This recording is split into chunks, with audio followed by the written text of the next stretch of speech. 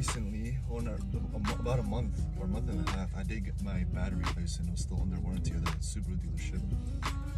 And the battery failed from my old one. I'm gonna take a drive right now and making sure everything is still running.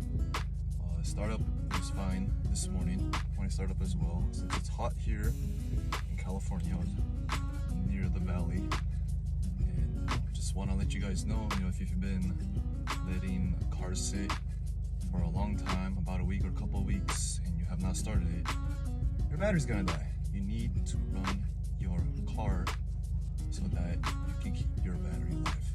Thank you guys for watching, and take this advice for you guys, whoever is a car guy or you have problems on the road. It's my tip for you guys. See you guys next time.